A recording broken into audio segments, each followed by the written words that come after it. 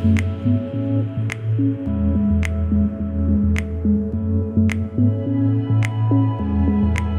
and welcome back to Lorusso's Room, the talk show where we talk most of the time, if not always, out of our hats about our ideas, our thoughts and opinions, and most importantly, our studies and works. Now, this week's going to be a little bit different. You're actually going to see a lot of things that are different. You're going to see my outfit change a couple times. You're going to see my my hair go up and down. That's because this week we're dealing with a topic that I didn't really know how to articulate all in the moment. I think there was a lot of emotion that I wanted to express, but I think you have to be in the right mindset to really express it.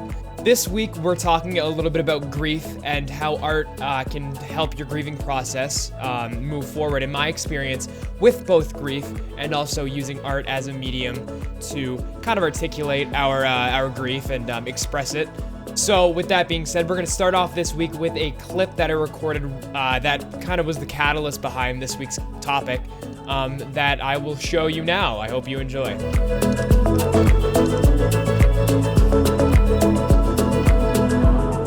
Hello and welcome back to the room. I'm not sure if I'll use any of this footage, but right now I didn't prep anything for the cam. I didn't get my set ready. I just decided to start recording because I just got a message from someone super close to me that they just had to suddenly put their family pet down. That reignited a lot of feelings for me, a lot of memories, with my own experience with loss and with feeling those emotions, especially right after it happened. So recently, probably a month and a half ago, I had to put down my my dog Onyx, who I grew up with.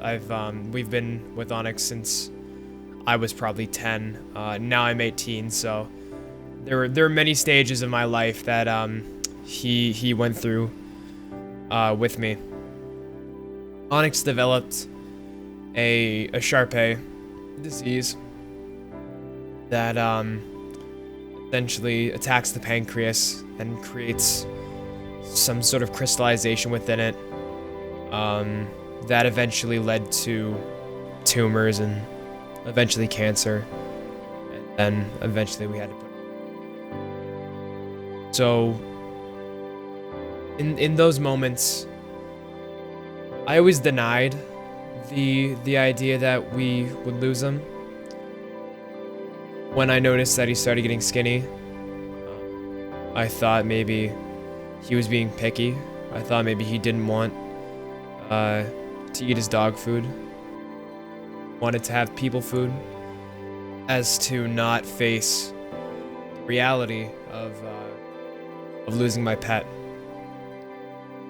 So, with that being said, it was really hard to find out that he had to go. Had to let him go.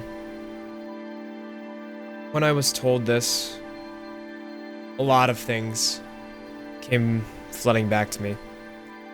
Sadness and the denial and straight up wanting to ignore it. All of it was pretty I'm not sure if this is a word, but factorial into how I was feeling then. And I think for the most part I've wanted to forget it, and I've wanted to let it move on and be in a new stage of my life. And of course I'm still sad. I'm still coping with it. But I think for the most part I'd forgotten those moments just before and thought about just after for too long. And I told this person the exact text that I'm gonna read out. I know what you're feeling will feel as if it can't be justified. The loss of your companion hurts so deeply that nothing feels as if it can be acceptable. But I want you to know that it's okay. Your goodbye couldn't have been expected until it's already happening. Just allow yourself to feel what you will. So deeply sorry you didn't have the chance to be with her longer. But as selfish as it is, no time could have felt like it was longer. So, yeah. The loss of Canyon is probably one of the most heart-wrenching things we as people can go through. They can never be expected. We can never know truly how they felt. Never communicate. Not the way that we would with somebody else. Not the way that we would if it was another person. These animals that we let into our lives, dogs or cats, our pets and our companions, what you'd think of in those moments, any pet really. We love them so unconditionally. They love us way more than I think we give them half the credit for. Although they're just a moment in our life, we were their entire lives. And I think that's really, really important. That we can give something an entire life. That we can sit with something and be their entire world.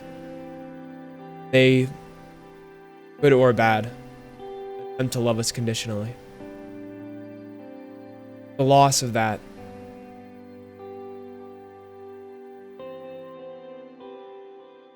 So you didn't get to hear me say it. My audio cut out before I said it, but the last words that I had to say there were, it's definitely sad to lose something that important. Now, the next clip I'm gonna play is me talking about my dog Onyx and kind of what he was to me and what he meant, and then from there we're gonna jump into talking about the art piece that I've been slowly working on. I've been waiting to get some new supplies in to finish it, but we're gonna talk about that piece and what that represented to me. So I grew up in a small town without any brothers or sisters, and I also lived in the forest, so all of this kind of meshes together to create one lonely life. So I grew up with animals around me as kind of like my brothers and sisters. So with that being said, I kind of took them as commonplace, and I thought maybe everybody has this experience to share with animals.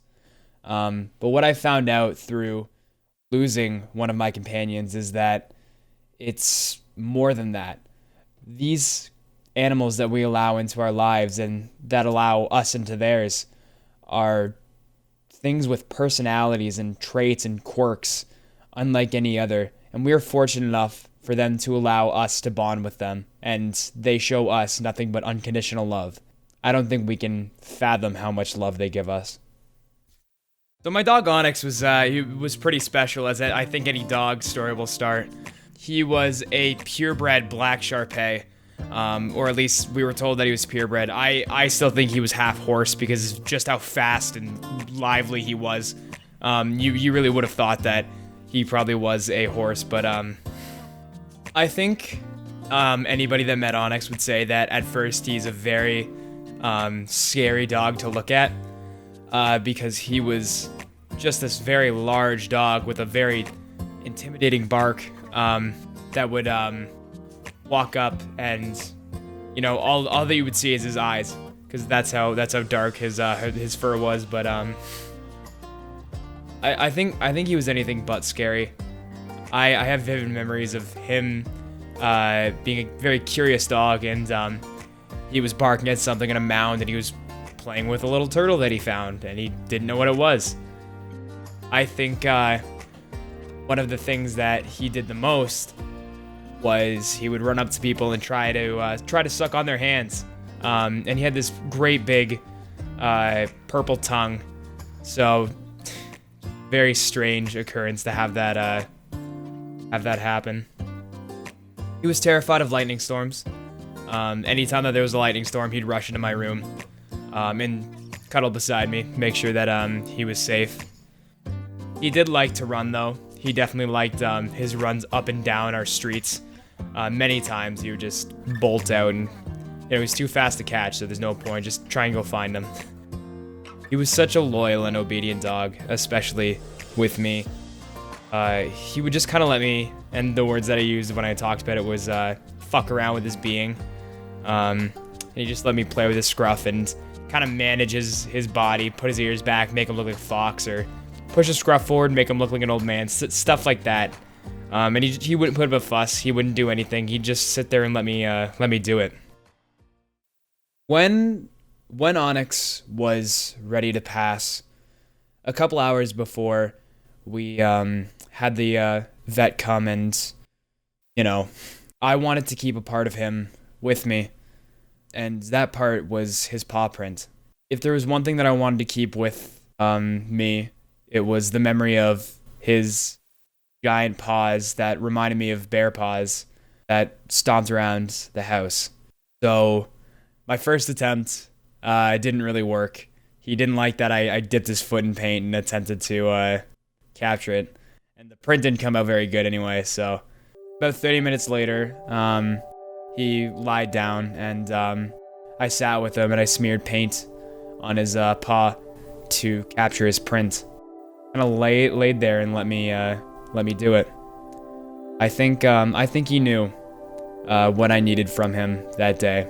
I think he knew that I needed his print if I was gonna be okay.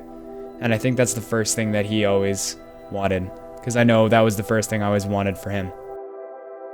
I didn't know completely what I felt after I'd lost Onyx. I just know that I wanted to make afterwards. I wanted to release my feelings.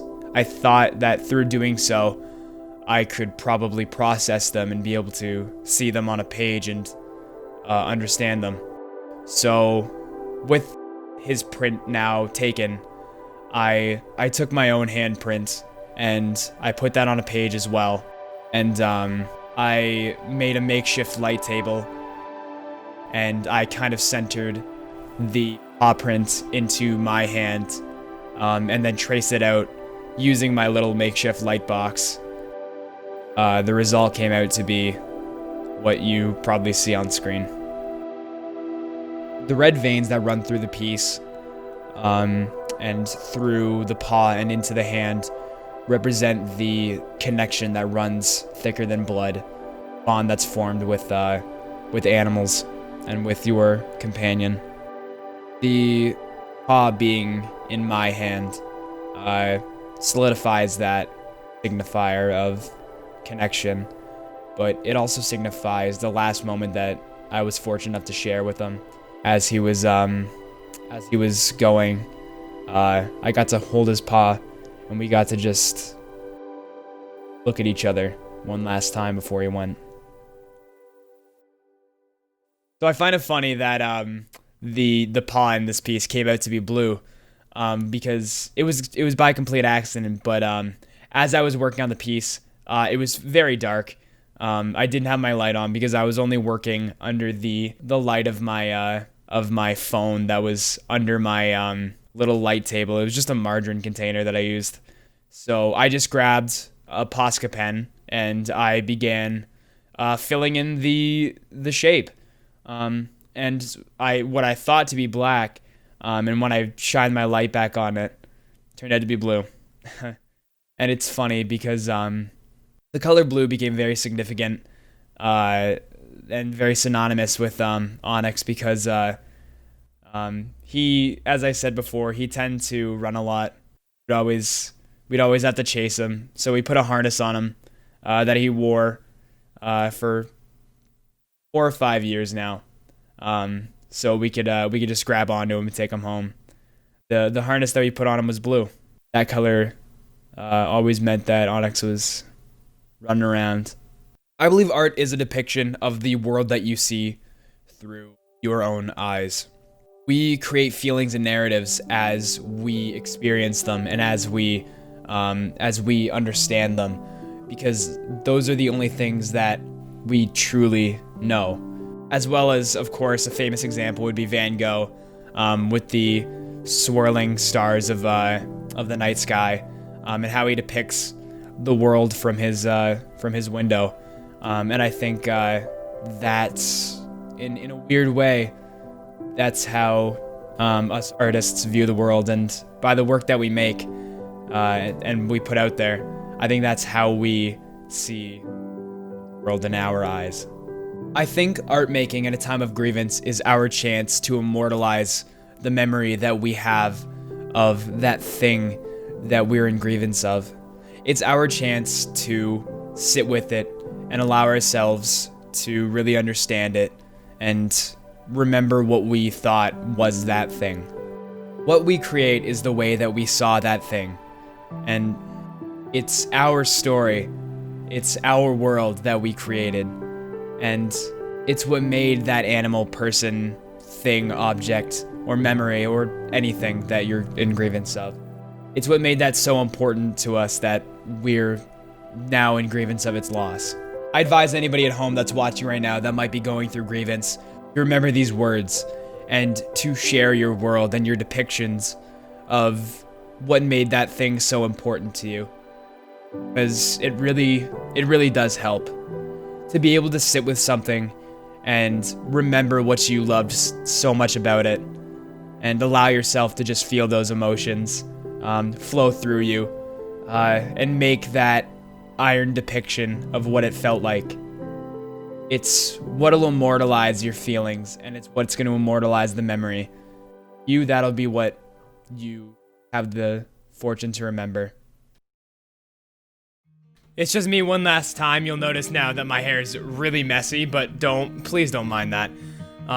So I think the last words that I want to say on this subject is I really hope that the words that I shared this week are enough to maybe get you going and maybe make something new and make something that you can remember them as, and just, let your heart just pour out into it. If you'd like to do any light reading after you're done this week's episode, there are a couple of really good articles that I've left in the description below that I read to get all of my information this week to hopefully voice a little bit of another side of the story, not just mine. Some great articles there. One's by Gail Sibley, and hers is amazing, so I hope that you'll check that out, howtopastel.com. And for that someone very close to me, I hope that this week could have gave you a little bit of clarity of mind for yourself. And I hope that after this, you'll go out and you'll make something special.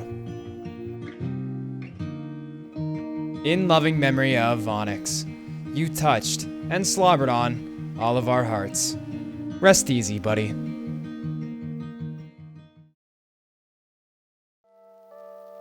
Hey, look at that, you stuck around to the end of the episode. I hope that this week was entertaining, although I did get a little bit more serious than I like to get. If you were going through some sort of grievance right now, or hey, maybe you're just having a bad day, I hope that my words could help you get through it just that little bit. In any case, I hope that you enjoyed today's episode. I invite you to get a discussion going in the comment section below and let us know your thoughts, feelings, and opinions on the subject. Or hey, maybe you're just looking to tell me something nice. I don't know, maybe that would be cool. I hope that you enjoyed today's episode. We'll be back same time next week. Stay beautiful.